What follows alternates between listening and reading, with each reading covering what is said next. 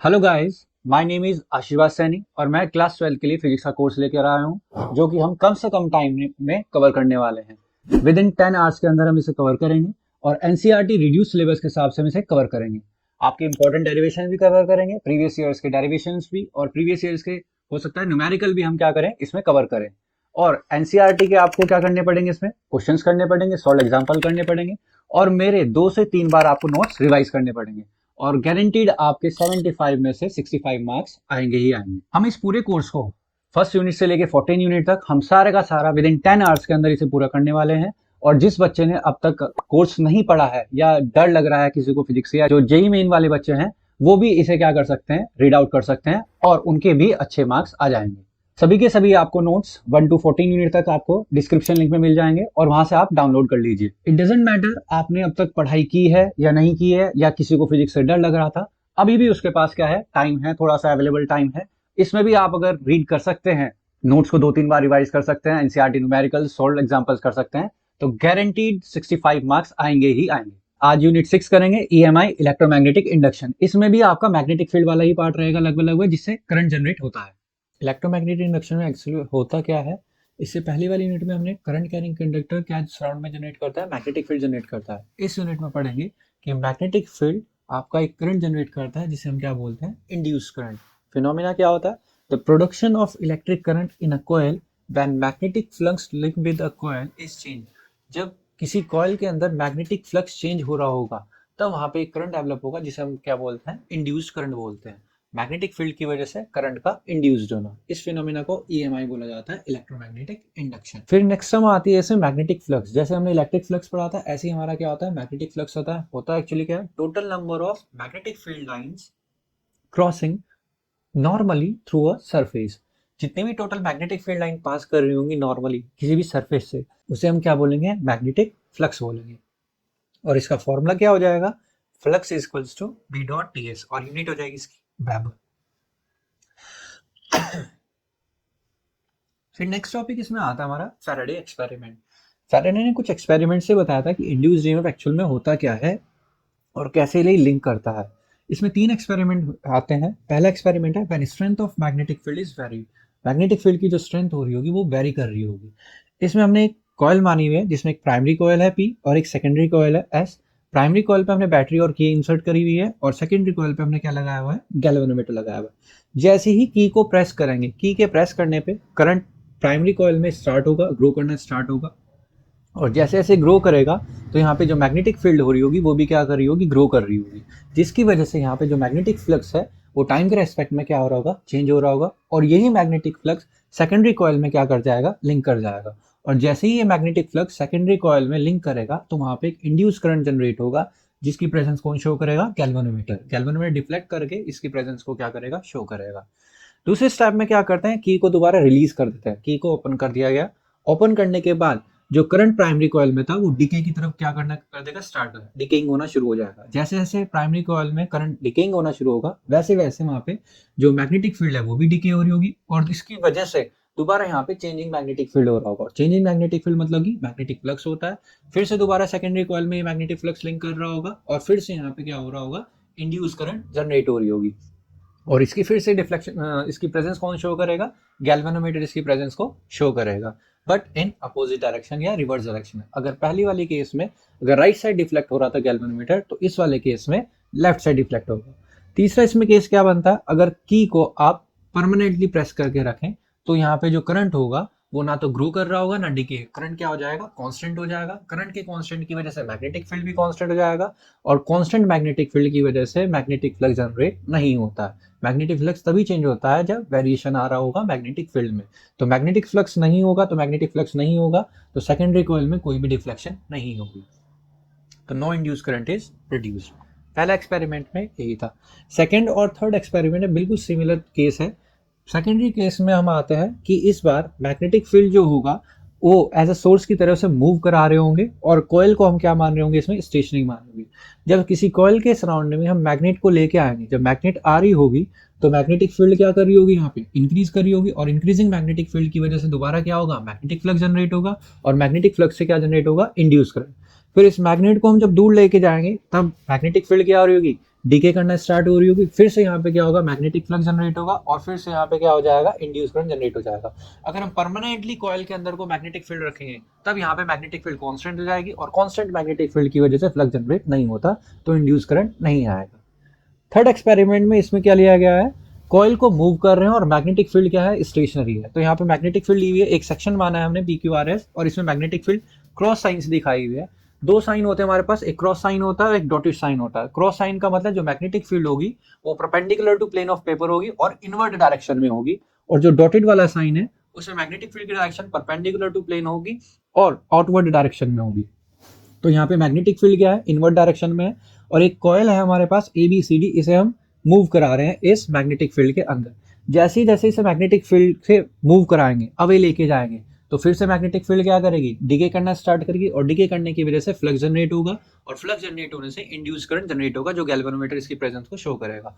और कॉइल को जब जब मैग्नेटिक फील्ड के अंदर लेके आएंगे फिर से मैग्नेटिक फील्ड ग्रो करना स्टार्ट करेगी, ग्रो करने की वजह से क्या होगा, फ्लक्स जनरेट होगा, फ्लक्स जनरेट होने से इंड्यूस करंट जनरेट होगा बट इन अपोजिट डायरेक्शन। ये तीन एक्सपेरिमेंट आपके फैराडे के थे। फैराडे ने इन एक्सपेरिमेंट के बेसिस पे अपने लॉज बताए।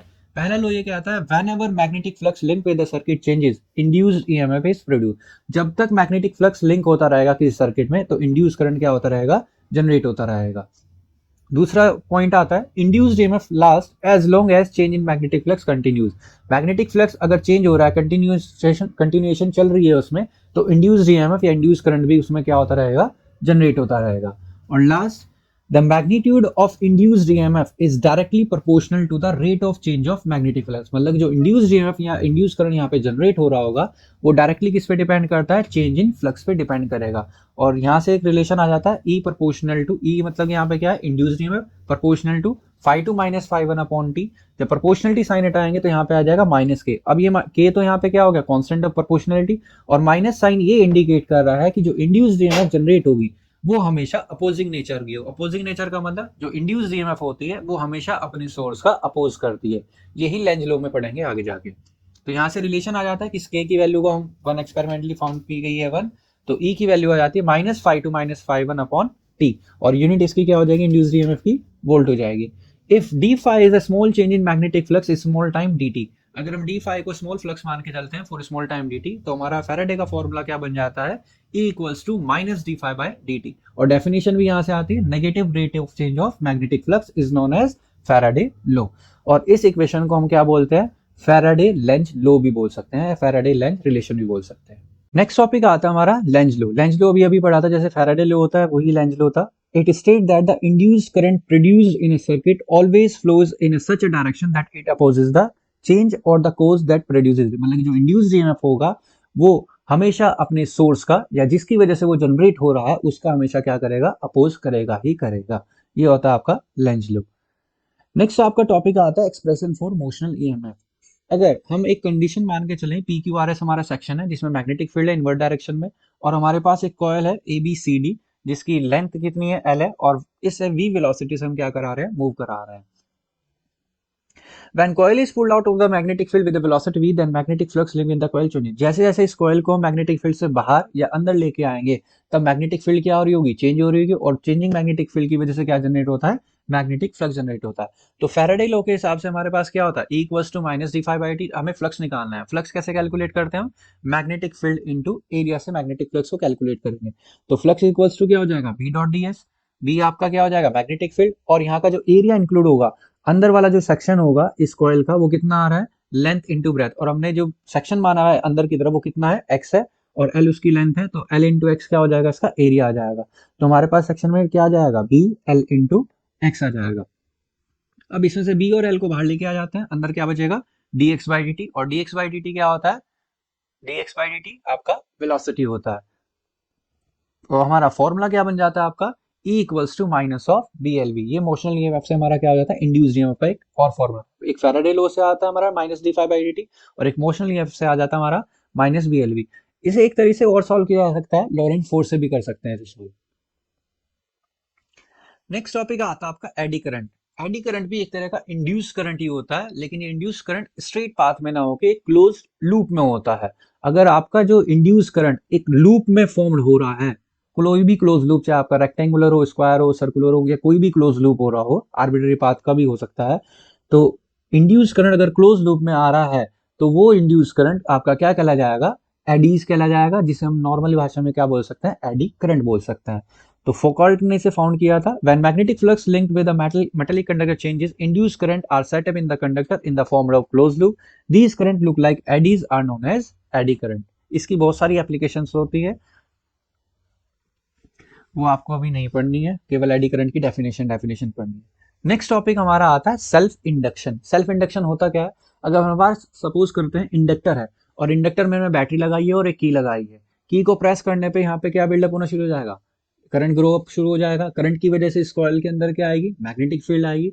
अब इस मैग्नेटिक फील्ड की वजह से ही यहाँ पे एक और चीज डेवलप होगी, जिसे हम क्या बोलते हैं, इंड्यूस करंट।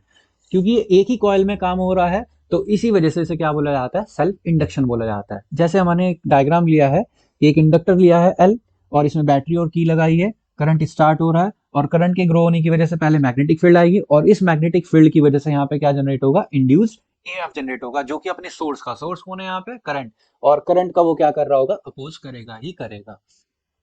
तो यहाँ पे हम मान के चलते हैं, जो यहाँ पे फ्लक्स जनरेट हो रहा होगा, जैसे की को प्रेस करा हमने, की को प्रेस करने से क्या होगा, करंट बिल्डअप होना शुरू हो जाएगा, जिसकी वजह से मैग्नेटिक फील्ड चेंजेस होने शुरू हो जाएगी, और उसकी वजह से क्या डेवलप होगा, यहाँ पे मैग्नेटिक फ्लक्स। तो मैग्नेटिक फ्लक्स मेनली किस पे डिपेंड कर रहा है, यहाँ पे करंट पे डिपेंड कर रहा है। तो प्रोपोर्शनलिटी साइन जब हटाएंगे तो क्या आ जाएगा, एल एक कांस्टेंट टर्म आ जाएगी, जिसे हम क्या बोलते हैं, कोफिशिएंट ऑफ सेल्फ इंडक्शन बोला जाता है, सेल्फ इंडक्टेंस भी बोल सकते हैं। फैराडे लॉ की हेल्प से हम एक रिलेशन आता था हमारे पास, E equals to minus of d phi by D t. Phi की अगर वैल्यू पुट करेंगे L इंटू आई, एल बाहर आ जाएगा तो आ जाएगा minus L D I by D t. और यहाँ से अगर L की वैल्यू निकालेंगे तो आ जाएगी minus E upon D I by D T, जिसकी यूनिट जो हो जाती है वो क्या हो जाती है, हेनरी होती है। अब इसी इंडक्टर के अंदर अगर हम एनर्जी स्टोर्ड निकाले, जो कि नेक्स्ट टॉपिक आता है, एनर्जी स्टोर्ड इन इंडक्टर। वही बात थी, हमने एक इंडक्टर माना जिसमें करंट पास कराने की वजह से मैग्नेटिक फील्ड जनरेट हो रही थी, और उस मैग्नेटिक फील्ड की वजह से फ्लक्स जनरेट होगा, और फ्लक्स की वजह से क्या होगा, यहाँ पे इंड्यूस्ड ईएमएफ। और जो इंड्यूस्ड ईएमएफ होगा वो किसका अपोज कर रहा था, करंट का अपोज कर रहा था। तो करंट को फ्लो कराना है तो उसे क्या चाहिए, एक एनर्जी चाहिए होती है, अगर उसे फ्लो करना ही है उस सर्किट के अंदर। तो वो जो एनर्जी आती है, उस एनर्जी को ही हम बोलते हैं energy stored in an inductor. ठीक है, जो कि किस फॉर्म में स्टोर्ड होती है, मैग्नेटिक फील्ड की फॉर्म में स्टोर्ड होती है। उसके लिए हमने क्या करा, एक कंसीडर करते हैं source of EMF E connected to an inductor L. As current start growing, induced EMF is set up in the inductor, and the induced EMF opposes the growth of current in it. जो induced EMF होगा वो हमेशा क्या करेगा, current का oppose करेगा। The source of EMF has to spend energy in sending the current against induced EMF. और source को क्या करना पड़ेगा, एक एक्स्ट्रा एनर्जी देनी पड़ेगी करंट को, ताकि वो उसमें सर्किट में फ्लो कर सके, और यही energy in the form of magnetic field की फॉर्म में स्टोर्ड हो जाएगी। हम मान के चलते हैं इनिशियली इंडक्टर के पास क्या था, करंट जीरो था, और किसी इंस्टेंट ऑफ टाइम में करंट कितना आ जाता है, वहां पे आई आ जाता है। तो इंड्यूस्ड ईएमएफ जो इंडक्टर के पास होगा फैराडे लॉ से, वो कितना आ जाएगा, E equals to L D I by D T आ जाएगा। मैग्नीट्यूड में लिया है, माइनस साइन कंसिडर नहीं करेंगे। If source sends constant current I for small time dt, small time में हम ये मान के चलते हैं कि वो उसने करंट कितना भेजा था, वहां पे आई करंट भेजा था।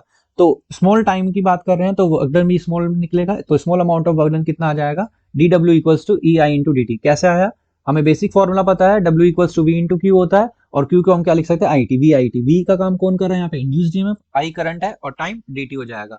ई की वैल्यू पुट कर देंगे, L D I by D T into I D T, D T से डी टी कैंसिल आउट हो जाएगा, और हमारा स्मॉल वर्कडन निकल के आ जाएगा। टोटल वर्कडन निकालने के लिए हमें इसे क्या करना है, इंटीग्रेट करना पड़ेगा, initial to final, zero to I के लिए हम इसे इंटीग्रेट करेंगे, और हमारा कुछ रिलेशन आ जाएगा, ये W equals to half L I square निकल के आ जाएगा। This work done is stored in inductor in the form of energy, जिसे हम यू से डिनोट कर देंगे, U equals to half L I square. इसका इंटीग्रेशन कुछ इस तरह से हुआ था, एल को कॉमन लिया था, आई डी आई के रेस्पेक्ट में क्या हो जाएगा, I square by two, limit put करोगे तो ये आ जाएगा, और हमारा फॉर्मूला आएगा निकल के U equals to half L I square आएगा। नेक्स्ट टॉपिक आता है इसमें self inductance of a long solenoid. Solenoid भी एक तरह से इंडक्टर ही होती है, इसे लॉन्ग सोलेनॉइड, सोलेनॉइड का मतलब एक आयरन कोर होगी, सॉफ्ट आयरन कोर होगी, उस पे वायर को हम क्या करेंगे, बाउंड करेंगे, तो भी एक इंडक्टर की फॉर्म ही आ जाती है, जिसे हम सोलेनॉइड बोलते हैं। तो उसमें हमें क्या निकालना है, सेल्फ इंडक्टेंस निकालना है, एल की वैल्यू निकालनी है। तो उसके लिए consider a long solenoid of length L, area of cross section A, number of turns per unit length कितने मान के चलते हैं, स्मॉल एन मान के चलते हैं। सपोज करते हैं उसमें करंट आई पास हो रहा है, करंट आई पास होने की वजह से सोलेनॉइड के अंदर मैग्नेटिक फील्ड कितनी आती है, म्यू नॉट एन आई। पहले इस पिछले चैप्टर में हम पढ़ चुके हैं, इतनी inside the solenoid magnetic field कितनी होती है, म्यू नॉट एन आई होती है। अब मैग्नेटिक फील्ड की वजह से वहां पे फ्लक्स जनरेट होगा। पहले 1 टन के अंदर फ्लक्स निकाल लेते हैं, तो flux passing through each turn of solenoid कितना हो जाएगा, magnetic field into area. Magnetic field भी है, एरिया ऑफ ईच टन कितना होगा, ए मान के चल रहे हैं, तो ए आ जाएगा। मैग्नेटिक फील्ड की वैल्यू पुट करेंगे तो म्यू नॉट एन आई ए आ जाएगा। अगर हमें टोटल फ्लक्स निकालना है तो टोटल नंबर ऑफ टर्न्स की मल्टीप्लाई करनी पड़ेगी। तो एन यहाँ पे क्या है, total number of turns per unit length, तो आपको लेंथ से भी मल्टीप्लाई करनी पड़ेगी, जो कि कितना आ जाएगा, mu naught N I into N L आ जाएगा। और सॉल्व करके फ्लक्स का ये रिलेशन आ जाएगा। मान के चलते हैं if capital L is the self inductance of solenoid then phi equals to क्या हो जाएगा हमारा, एल आई आ जाएगा। दोनों इक्वेशन को कंपेयर करें, कंपेयर करने के बाद आई से आई कैंसिल आउट हो जाएगा और सेल्फ इंडक्टेंस हमारा आ जाएगा सोलेनॉइड का L equals to mu naught N square A L. ये टॉपिक यहाँ पे फिनिश हो जाता है। नेक्स्ट टॉपिक हमारा आता है energy stored in a solenoid. जैसे हमने इंडक्टर में एनर्जी निकाली थी U equals to half L I square, ऐसे ही हम क्या निकालेंगे, एनर्जी स्टोर्ड इन सोलेनॉइड निकालेंगे। उसके लिए हमें दो चीजें चाहिए, हाफ एल आई स्क्वायर, एक तो इंडक्टेंस चाहिए जो कि हमने इससे पहले टॉपिक में कैलकुलेट करा था, और एक आई चाहिए। हम फिर से दोबारा वही consider solenoid of length L, area of cross section A मान के चलेंगे, number of turns per unit length हमारे होंगे एन होंगे। सेल्फ इंडक्टेंस अभी कैलकुलेट करा हमने, L equals to mu naught N square of A L. Magnetic field inside the solenoid कितनी होती है, B equals to mu naught N I. यहाँ से आई की वैल्यू कैलकुलेट करेंगे और आई की वैल्यू हमारे पास आ गई और एल की वैल्यू आ गई। तो एनर्जी स्टोर्ड का हमने फॉर्मूला ऊपर टॉपिक में पढ़ा था, half L I square. L की वैल्यू पुट करेंगे, आई की वैल्यू पुट करेंगे, उसका स्क्वायर करेंगे और सॉल्व करने के बाद म्यू नॉट से एक म्यू नॉट कट जाएगा, एन स्क्वायर से एन स्क्वायर कट जाएगा और हमारी वैल्यू आएगी u equals to half B square upon mu naught into A L. इस ए एल, ए मतलब कि एरिया और एल मतलब कि लेंथ, एरिया इंटू लेंथ क्या होता है हमारा वॉल्यूम। इस वॉल्यूम को एनर्जी के नीचे ले जाएंगे तो एनर्जी पर यूनिट वॉल्यूम हमारी कितनी आ जाएगी, half B square upon mu naught. और एनर्जी पर यूनिट वॉल्यूम को हम क्या बोलते हैं, एनर्जी डेंसिटी, जिसे हमने स्मॉल यू से डिनोट किया है। सेल्फ इंडक्टेंस में आपके टॉपिक कितने थे। नेक्स्ट टॉपिक आपका आता है म्यूचुअल इंडक्शन। म्यूचुअल इंडक्शन होता क्या है, इसमें हम दो कॉइल लेके चलेंगे, एक प्राइमरी कॉइल एक सेकेंडरी कॉइल। प्राइमरी कॉइल पे हमने ईएमएफ लगाया होगा ई, और एक की लगाई होगी टैपिंग की, और नेबरिंग में बिल्कुल क्लोज नहीं रखा, उसके नेबरिंग में हमने रखा सेकेंडरी कॉइल जिसमें हमने गैल्वेनोमीटर अटैच किया हुआ है। अब जैसे ही हम की को प्रेस करेंगे, की को प्रेस करने से यहाँ पे क्या होगा, इस करंट स्टार्ट ग्रो अप करना शुरू हो जाएगा। करंट की वजह से मैग्नेटिक फील्ड ग्रो करेगी और ग्रो की मैग्नेटिक फील्ड के ग्रो करने की वजह से मैग्नेटिक फ्लक्स क्या होगा, यहाँ पे चेंज होना शुरू हो जाएगा या मैग्नेटिक फ्लक्स प्रोड्यूस हो जाएगा। और इस मैग्नेटिक फ्लक्स जब जनरेट होगा वो किस में लिंक कर जाएगा, सेकेंडरी कॉइल में। सेकेंडरी कॉइल में लिंक करते हैं यहाँ पे क्या जनरेट हो जाएगा, इंड्यूस्ड ईएमएफ जनरेट हो जाएगा, और वही हमें कैलकुलेट करना है इसमें। तो जहां पे भी जो फ्लक्स आया है वो किस पे डिपेंड कर रहा होगा, आई पे डिपेंड कर रहा होगा। तो flux directly proportional to I, proportionality sign हटाएंगे तो इस बार क्या आ जाएगा हमारा एम, और हमारा एम जो होता है वो क्या होता है, कोफिशिएंट ऑफ म्यूचुअल इंडक्शन या म्यूचुअल इंडक्टेंस भी बोलते हैं। फैराडे लॉ से क्या आता है, E equals to minus d phi by D t. Phi की वैल्यू पुट करेंगे तो रिलेशन आ जाएगा E equals to minus M d I by D t. और एम की भी अगर यहाँ से यूनिट निकालेंगे तो क्या निकल के आएगी, हेनरी। एल की भी यूनिट हेनरी निकल के आ रही थी और एम की भी यूनिट क्या निकल के आएगी, हेनरी निकल के आएगी। नेक्स्ट इसमें टॉपिक आता है mutual inductance of two long solenoid. अगर हमारे पास दो लॉन्ग सोलेनॉइड हैं और दोनों कैसे अटैच्ड है, एक सोलेनॉइड मानते हैं एक सोलेनॉइड और ऐसे अटैच्ड है, तो इन दोनों का म्यूचुअल इंडक्शन क्या होगा। तो मान के चल रहे हैं एक हमारे पास एस कॉयल है और एक S2 कॉयल है, दोनों की लेंथ सेम है और नंबर ऑफ टर्न्स भी दोनों के क्या मान के चल रहे हैं, N1 और N2 सेम नहीं है, ये अलग अलग मान के चलेंगे। एक के number of turns per unit N1 होंगे और दूसरे के N2 होंगे। तो लेकिन लेंथ दोनों की क्या मान के चल रहे हैं, सेम मान के चल रहे हैं। सपोज करते हैं कि हमने करंट I1 पास कराई है सोलेनॉइड S1 में। जैसे ही S1 में करंट I पास कराएंगे तो मैग्नेटिक फील्ड किस में जनरेट होगी, सोलेनॉइड S1 में, और लेकिन फ्लक्स किस में लिंक करेगा, S2 वाली कॉइल में। Then due to flow of current, magnetic field will produce inside it and the magnetic flux will be linked with coil S2. Solenoid S1 में मैग्नेटिक फील्ड जनरेट हुई थी लेकिन magnetic flux इसमें link होगी S2 वाली coil में। तो यहाँ पे जो S2 वाली कॉइल में फ्लक्स निकालेंगे वो किस पे डिपेंड कर रहा होगा, करंट पे। और किसकी करंट पे डिपेंड करेगा, करंट जो जनरेट कराई थी हमने किसमें, S1 वाली कॉइल में। तो phi two one directly proportional to I1 हो जाएगा। और फाई टू वन का मतलब क्या है, flux due to solenoid 1 on solenoid 2। तो सोलेनॉइड 2 में फ्लक्स आ रही है किसकी वजह से, सोलेनॉइड 1 की वजह से। प्रोपोर्शनलिटी साइन हटाएंगे तो हमारा एक म्यूचुअल इंडक्शन आ जाएगा, यहाँ पे M21 से इसे डिनोट किया गया है। तो हम फ्लक्स निकालना है। फ्लक्स का दूसरा तरीका है मैग्नेटिक फील्ड इनटू एरिया। तो मैग्नेटिक फील्ड इनटू एरिया करेंगे, मैग्नेटिक फील्ड किसकी होगी, सोलेनॉइड S1 की, जिसे हमने डिनोट किया था V1 से, और यहाँ पे एरिया किसका होगा, सोलेनॉइड S2 का होगा। तो एरिया और एक टर्न का एरिया कितना है, ए है, तो पूरी लेंथ का जो पूरे टर्न्स आएंगे वो कितना, नंबर ऑफ टर्न से मल्टीप्लाई कर देंगे N2, और लेंथ से भी इसे क्या करनी पड़ेगी, मल्टीप्लाई। तो टोटल एरिया हमारा आ जाएगा A N2 इंटू L। तो मैग्नेटिक फील्ड की वैल्यू पुट करेंगे म्यू नॉट N1 I1 और आपका एरिया ये है। सॉल्व करने के बाद हमारा फॉर्मूला कुछ फ्लक्स का ही आ जाएगा, mu not N1 N2 I1 into AL। दो इक्वेशन हमारी फुल थी फ्लक्स की, एक पहली इक्वेशन और दूसरी सेकंड इक्वेशन बनी थी, दोनों को इक्वेट करेंगे, इक्वेट करने से I1 कैंसिल आउट हो जाएंगे और म्यूचुअल इंडक्शन की वैल्यू आ जाएगी mu naught N1 N2 into AL आ जाएगा। सिमिलरली अगर हम S2 वाली कॉइल में करंट पास कराते हैं तो मैग्नेटिक फील्ड किसमें जनरेट होगी, S2 में, और ये वाली जो लिंक करेगी मैग्नेटिक फ्लक्स जो लिंक करेगा वो S1 वाली कॉइल में लिंक करेगा। तो सिमिलर प्रोसेस से हम क्या निकाल सकते हैं, दोबारा से म्यूचुअल इंडक्शन निकाल सकते हैं दूसरी कॉइल में। तो जैसे ही हमने फ्लक्स निकाला 512 क्या हो जाएगा, flux due to solenoid 2 on solenoid 1, जो कि करंट पे डिपेंड करेगा, करंट कितनी है I2 है, म्यूचुअल इंडक्शन कितना आ जाएगा M12 आ जाएगा, और फ्लक्स दूसरे तरह से मैग्नेटिक फील्ड टू एरिया से निकालेंगे, मैग्नेटिक फील्ड यहाँ पे B2 होगी और एरिया सोलेनॉइड S1 का होगा A N1 इंटू L।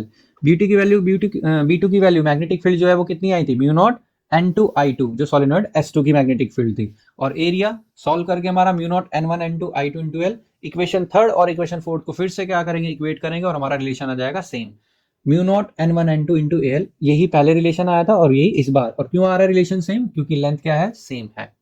ये टॉपिक फिनिश हो जाता है। लास्ट टॉपिक आपका इसमें आता है mutual inductance of two concentric coil. दो हमारे पास अगर कंसेंट्रिक कॉइल है, एक C1 कॉइल मान के चलते हैं जिसकी रेडियस R1 है और दूसरा C2 कॉइल जिसकी रेडियस क्या है, R2 है। इनमें भी एक में करंट पास कराएंगे, दूसरे में मैग्नेटिक फील्ड फ्लक्स लिंक होगा, वैसे ही सेम प्रोसेस है। तो हम मान के चल रहे हैं I2 करंट पास करा रहे हैं किसमें, कॉइल C2 में पास करा रहे हैं, तो इसकी वजह से जो मैग्नेटिक फील्ड जनरेट होगी सेंटर पे वो कितनी हो जाएगी, म्यू नॉट अपॉन 4 पाई 2 पाई I2 अपॉन R2। ये फॉर्मूला हमने पढ़ा था मैग्नेटिक फील्ड वाले चैप्टर में, कहां से आता है, ये जनरल फॉर्मूला ही बताया गया था, mu naught upon 4 pi I theta upon R, उस वाले से निकाल सकते हो आप। तो सर्कल के लिए 2 पाई एंगल आ जाएगा। Magnetic flux link with coil C1 कैसे निकलेगा, मैग्नेटिक फील्ड पे एरिया से। मैग्नेटिक फील्ड कौन जनरेट कर रहा है सेंटर पे, सेकेंडरी कॉइल जिसका मैग्नेटिक फील्ड कितना आया था, B2 आया था, और एरिया किसका होगा, फर्स्ट वाली कॉइल का, C1 वाली कॉइल का, जो कि कितना आ जाएगा, पाई R1 स्क्वायर। BT की वैल्यू पुट करेंगे और पाई R1 स्क्वायर पुट करेंगे, जो कैंसिल आउट हो रहा है कैंसिल आउट कर देंगे, और फाई की वैल्यू आ जाएगी हमारा ये।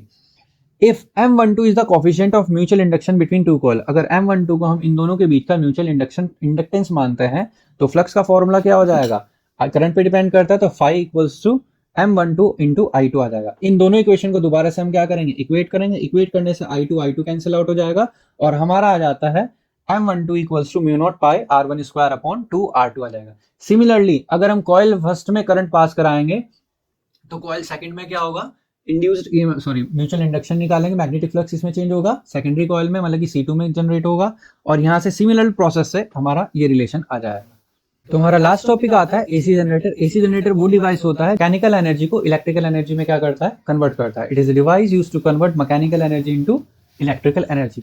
और किस प्रिंसिपल पे काम करता है ये, ईएमआई पे, इलेक्ट्रोमैग्नेटिक इंडक्शन के बेसिस पे या प्रिंसिपल पे क्या करता है, काम करता है। When a coil is rotated about an axis perpendicular to the direction of uniform magnetic field, an induced EMF is produced across it। जब किसी coil को perpendicular magnetic field में हम क्या कराएंगे, मूव कराएंगे, तो वहां पे इंड्यूस्ड ईएमएफ जनरेट होगा, और इस प्रिंसिपल पे काम करता है। कंस्ट्रक्शन के बेसिस पे हमारे पास एक रेक्टेंगुलर कॉइल है ABCD, और इसके दोनों जो आर्म्स हैं वो किससे कनेक्टेड है, स्लिप रिंग से कनेक्टेड है, जिसे हमने डिनोट किया है R1 और R2 से, और स्लिप रिंग किससे कनेक्टेड है, ब्रशेस से कनेक्टेड है, और आउटपुट हम इसके अक्रॉस लिया जाएगा।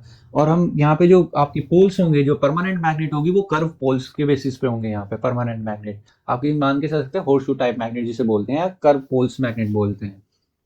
तो यहाँ पे कंस्ट्रक्शन के बेसिस पे सबसे पहले आता है आर्मेचर। आर्मेचर क्या होता है, rectangular coil ABCD consist of large number of turns of copper wire bound over a soft iron core. Soft iron core पे वायर को बाउंड करके जो रेक्टेंगुलर कॉइल बनती है उसे हम क्या बोलते हैं, आर्मेचर बोलते हैं। नेक्स्ट आता है फील्ड मैग्नेट। फील्ड मैग्नेट जो हम स्ट्रॉन्ग परमानेंट मैग्नेट यूज कर रहे हैं जिनके कॉनकेव पोल्स है, वो फील्ड मैग्नेट्स होगी हमारी। स्लिप रिंग, स्लिप रिंग्स कौन से हमारे R1 और R2 हैं, जो कि आर्म से कनेक्टेड है अलग अलग, और ये रिंग्स हेल्प किसमें करती हैं, मूवेबल कॉन्टैक्ट बनाने में काम करती है। These ring helps to provide movable contact. Last आता है इसमें ब्रशेज। ब्रशेज क्या होता है, फ्लेक्सिबल मेटल पीसेज होते हैं जिन्हें हम ब्रशेज बोलते हैं, और इनका काम क्या होता है, pass current from armature to slip ring. ये आर्मेचर जो करंट होगा वो आर्मेचर से स्लिप रिंग तक पहुंचाने का काम करते हैं। अभी काम कैसे करता है, if coil is rotated in clockwise direction, मान के चलते हैं कि कॉइल क्या कर रही है, क्लॉकवाइज डायरेक्शन में रोटेट कर रही है, तो जो आर्म AB होगा वो ऊपर की तरफ मूव करेगा, और जो आर्म CD होगा वो नीचे की तरफ मूव करेगा, कुछ इस तरह से। ये आर्म AB मान के चलते हैं, ये CD मान के चलते हैं। जो क्लॉकवाइज टर्न करेगा तो ये ऊपर की तरफ सेक्शन जा रहा है, और ये वाला सेक्शन नीचे की तरफ जा रहा है। Since coil is rotated in magnetic field, current will be induced. और ये जो कॉइल रोटेट कर रही है वो किस में कर रही है, मैग्नेटिक फील्ड में रोटेट कर रही है, तो फ्लेमिंग राइट हैंड रूल से हम यहाँ पे इंड्यूस करंट की क्या निकाल सकते हैं, डायरेक्शन निकाल सकते हैं। फ्लेमिंग राइट हैंड रूल क्या होता है, तीन थंब, फोर फिंगर और सेंटर फिंगर को स्ट्रेच करेंगे, four finger points in the direction of magnetic field, और आपका जो थंब होगा पॉइंट्स करेगा डायरेक्शन ऑफ फोर्स में, और centre finger points in the direction of induce current. यहां से हम इंड्यूस करंट की डायरेक्शन निकालेंगे, जो कि कितनी आएगी, ए बी वाले जो सेक्शन में जो करंट आ रही होगी वो कहां से आ रही होगी, will be from A to B. जो ए बी वाला सेक्शन है उसमें करंट ए टू बी जा रही है, और सी डी वाला जो सेक्शन है उसमें करंट कहां जा रही है, सी टू डी। तो ओवरऑल जो करंट जा रही है वो A B C to A to B, B to C और सी टू डी जा रही है। जब इसका हाफ रोटेशन पूरा हो जाएगा, हाफ रोटेशन मतलब कि ऐसे, तो ये अपनी पोजीशन को क्या करेंगे, इंटरचेंज। जो ए बी सेक्शन इधर था लेफ्ट साइड, वो राइट साइड आ जाएगा, और जो right side C D section था वो कहां चला जाएगा, लेफ्ट साइड चला जाएगा, जिसकी वजह से इनकी जो अपवर्ड मूवमेंट और डाउनवर्ड मूवमेंट है वो चेंज हो जाएगी। ए बी पहले ऊपर की तरफ मूव कर रहा था, अब इधर आने की वजह से वो कहां करेगा, डाउनवर्ड डायरेक्शन में, और सी डी पहले डाउनवर्ड मूव कर रहा था, वो अब क्या करेगा, अपवर्ड डायरेक्शन में मूव करेगा, जिसकी वजह से करंट क्या हो जाएगी, इनकी रिवर्स हो जाएगी। इस बार ए से बी वाली जो करंट होगी वो कहां जाएगी, डी टू ए जाएगी, और सी टू डी वाली जाने वाली कहां जाएगी, डी टू सी जाएगी। तो ओवरऑल जो करंट आ जाएगी वो आ जाएगी डी सी बी ए, मतलब कि आपकी करंट क्या हो रही है, बिल्कुल रिवर्स हो रही है। मतलब हर हाफ रोटेशन के बाद आपकी जो करंट होगी वो रिवर्स, पहले रोटेशन में क्या हो रही थी, ए बी सी डी आ रही थी, दूसरे रोटेशन में बिल्कुल अपोजिट आ रही है, डी सी बी आ रही है। फिर नेक्स्ट वाले में क्या आ जाएगी, ए बी सी डी, उससे नेक्स्ट वाले में क्या आ जाएगी, डी सी। मतलब कि हर हाफ साइकिल पे डायरेक्शन ऑफ करंट रिवर्स हो रही है। तो इसका मतलब as direction of current get reversed after each half rotation, the current produced will be alternating current। जो करंट जनरेट हो रहा होगा यहाँ पे वो ऑल्टरनेटिंग करंट हो रहा है। ऑल्टरनेटिंग करंट में क्या होता है, एक पॉजिटिव साइकिल जाती है, एक नेगेटिव, फिर पॉजिटिव, ऐसा ही यहाँ पे हो रहा है। यहाँ पे इंस्टेंटेनियस ईएमएफ की वैल्यू निकालेंगे। इंस्टेंटेनियस ईएमएफ की वैल्यू कैसे निकालते हैं, मान के चलते हैं जो initially time t equals to 0 the axis of the coil is perpendicular the direction of field. जो एक्सिस ऑफ कॉइल है वो परपेंडिकुलर डायरेक्शन में किसके, मैग्नेटिक फील्ड में। कुछ टाइम बाद जो कॉइल का प्लेन होगा उसने सपोज करो क्या बनाया, एंगल बनाया वर्टिकल के साथ में। डायग्राम शो किया गया है, ये हमारा एडी सेक्शन है कॉइल का, वर्टिकल के साथ में कितना बनाया, एंगल थीटा बनाया है। मैग्नेटिक फील्ड क्रॉस कर रही है लेफ्ट टू राइट, और ये मैग्नेटिक फील्ड कितना एंगल बनाएगी यहाँ पे, थीटा। इस मैग्नेटिक फील्ड की वजह से ये नॉर्मल लाइन है हमारी, एक मान के चलते हैं, और नॉर्मल लाइन के साथ में इसने कितना बनाया, एंगल थीटा बनाया यहाँ पे। तो बी के दो कंपोनेंट हो जाएंगे, एक बी कॉस थीटा और एक आपका बी साइन थीटा। इस कॉइल का जो परपेंडिकुलर कंपोनेंट होगा वो कौन सा होगा, बी कॉस थीटा। और फ्लक्स हमेशा नॉर्मल कंपोनेंट से ही निकालते हैं। तो if omega is the angular speed of coil, omega क्या मान के चलते हैं, एंगुलर स्पीड मान के चलते हैं कॉइल की, तो फॉर्मूला आता है displacement is equal to speed into time. तो थीटा इक्वल्स टू क्या हो जाएगा, ओमेगा इनटू टी। फ्लक्स निकालना है, फ्लक्स क्या होता है, number of magnetic field line passes normally through a surface. तो यहाँ पे नॉर्मल कौन सी मैग्नेटिक फील्ड होगी, बी कॉस थीटा। ए क्या आ जाएगा यहाँ पे, इसका एरिया आ जाएगा, और एन क्या है, number of turns of coil है यहाँ पे। तो यहाँ से सॉल्व करके क्या आ जाएगा, एन बी, और थीटा की वैल्यू पुट कर देंगे, कॉस ओमेगा टी इंटू ए आ जाएगा। फैराडे लॉ की वजह से E इक्वल्स टू क्या आता है हमारा, d phi by D t आता है। यहाँ पे फ्लक्स की वैल्यू पुट करेंगे, और यहाँ से एन बी ए तो बाहर कॉमन आ जाएगा, और cos ओमेगा टी का जब डिफरेंशिएशन करेंगे टी के रेस्पेक्ट में तो क्या आ जाएगा, minus sine omega T into omega, minus minus plus हो जाएगा, N B A omega into sine omega T. जो एन बी ए ओमेगा है उसे हम ई नोट से डिनोट करेंगे, और यहाँ पे जो ई नोट होगा वो क्या होगा, मैक्सिमम वैल्यू ऑफ ईएमएफ कहलाई जाएगी। तो ये आपका टॉपिक फिनिश हो जाता है, और यहाँ पे चैप्टर भी आपका फिनिश हो जाता है। That's all for today. I hope आप सबको समझ में आया होगा। अगर किसी को क्वेरी है तो आप कमेंट सेक्शन में डाल दीजिएगा, मैं उसे रिजॉल्व करने की कोशिश करूंगा। दिस इज आशीर्वाद सैनी साइनिंग ऑफ।